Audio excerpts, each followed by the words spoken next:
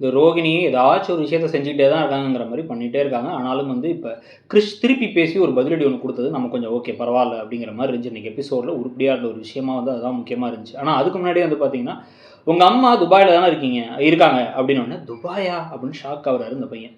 Dubai என்னடா shock ஆகுற, உங்கள் அம்மா துபாயில் தானே இருக்காங்க அப்படின்னு வந்து இந்த பையன் சத்யா கேள்வி கேட்க, அவங்க இவருக்கு வந்து ஊட்டி விடுறது யாருன்னு பார்த்தா வந்தீங்கன்னா சந்திரா ஊட்டி விட்டுட்டு இருக்காங்க.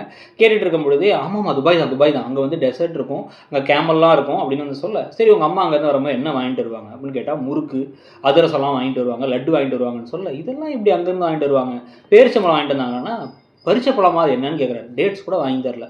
உடனே வந்து இல்லை அது அங்கே தான்டா ஃபேமஸ், அது வாங்கி தரலன்னா திருன்னு முடிக்கிறாரு. உடனே வந்து அப்போ நீ வாங்கி கொடுறா பரவாயில்ல அப்படின்னு சந்திரா சொல்ல, சரி நீ இப்போதைக்கு அதை சமாளிச்சிடுறாங்க. இருந்தாலும் இந்த பையனை பற்றி எல்லாருக்குமே டவுட்டாக தான் நிறைய விஷயங்கள் இருக்குது. இதுக்கு நடுவில் மீனாவும் முத்துவும் சேர்ந்து இப்போ அடுத்து என்ன பண்ணலாம் அப்படின்னு சொல்லிட்டு வந்து இவரை ஸ்கூலுக்கு கூப்பிட்டு போனால் வந்து அங்கே வந்து பார்த்திங்கன்னா இப்போ ரோகிணி மகேஸ்வரி உள்ளே அனுப்புகிறாங்க. ஸ்கூலில் வந்து விட்டுட்டு, டே நான் உனக்கு பயமுறுத்த தாண்டா சொன்னேன் அந்த மேனேஜர்லாம் சொன்னதுக்கு பிறகு கொஞ்ச நாள் அவன் என் கூட இருக்கட்டும், நாங்கள் டெய்லி வந்து அவனை ட்ராப் பண்ணிட்டு போகிறோம், போர்டிங் ஸ்கூலாக இப்போதைக்கு வேணாம், எங்கள் கூட இருந்து கொஞ்சம் சகஜமாயிட்டானா அவன் சரியாயிடுவான், இங்கே வந்து பிரச்சனை பண்ண மாட்டான்னு சொன்ன உடனே மேனேஜர் அதை வந்து கார்டியன்கிட்ட கேட்கணுங்கிறாங்க.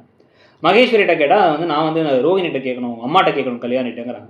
அவங்க அதை என்ன பண்ணுறாங்க அப்படின்னா வந்து திருப்பி அதை ரோகிணிகிட்டே சொல்ல, ரோகிணி என்ன பண்ணுறாங்க தரன்னு வந்து அந்த பையனை காருக்குள்ளார ஏற்றிட்டே, நீ அங்கெல்லாம் போகவே கூடாது, மீனா கூட போக மாட்டேன்னு சொல்லிடணும், அப்படின்னா நான் போக தான் செய்வேங்கிற, நீ இப்படி பண்ணிட்டு அம்மா எங்கேயா காணாமல் போயிடுவேன் அப்படின்னு திருப்பி சொல்ல, நானும் காணாமல் போயிடுவேன்ட்டான் அந்த பையன். ஐயோ அப்படின்னு ஆகிப்போச்சு. உங்களுக்கு என்ன பண்ணுறதுன்னு ஒன்றும் புரியலன்னு ரொம்ப கன்ஃபியூஸ் ஆன நிலைமையில் அடுத்து இப்போ என்ன பண்ணலாம் ஏது பண்ணலாம் அப்படின்னு யோசிச்சுட்டு இருக்கிறத வச்சு தான் வந்து பார்த்தீங்கன்னா நைட்டெல்லாம் அவங்களை தூக்கம் வராமல் அங்கிட்டு இங்கிட்டு நடந்துகிட்டு இருக்காங்க. அது மனோஜ் என்னன்னு கேட்டால் உடனே மனோஜ் பக்கமே திருப்பி விட்றாங்க. சரியான கேஸ் லைட்டிங். மனோஜ் பக்கம் திருப்பி விட்டு இப்படி தான் எப்போ பார்த்தாலும் ஏதாவது தேவையில்லாத வேலை வந்து பண்ணிருக்கீங்க நீங்கள், உங்கள் அம்மா என்னை திட்டுறாங்க, நம்ம தனித்தனியாக பெட்டில் படுத்துருக்கோம், இதெல்லாம் யோசிச்சா எனக்கு எப்படி தூக்கம் வரும், உனக்கு என்ன பிரச்சனை அப்படிங்கிற மாதிரி பேசிடுறாங்க.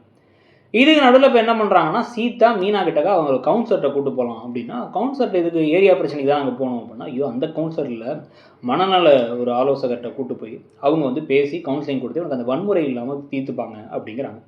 இதுக்கு நடுவில் இப்போ என்ன பண்ணுறாங்க ஸ்ருதி அப்படின்னா வந்து ஒரு ஹீரோயினை பார்த்து இவங்க டப்பிங் பண்ணுற சீரியலோட ஆர்டிஸ்ட்டை போய் பார்த்து அவங்கள்ட்ட கடை திறப்பு விடாக்க வாங்க ஹோட்டல் திறப்பு விடாக்குன்னா அவங்க 25 லட்ச ரூபா கேட்குறாங்க. அதுக்கு எங்கே போகிறது, இவங்க கோவமாக இங்கே வர மனோஜ் நான் வேணாம் வரங்கிறார். அதெல்லாம் வேணாம், ஒரு செலிபிரிட்டி தான் வேணும்னு அவங்க பேசிகிட்டு இருக்கிறதோட இன்றைக்கி எபிசோடு முடியுது. இன்றைக்கி எபிசோடை பற்றி நீங்கள் என்ன நினச்சிங்கிறத சொல்லுங்கள். தேங்க்யூ.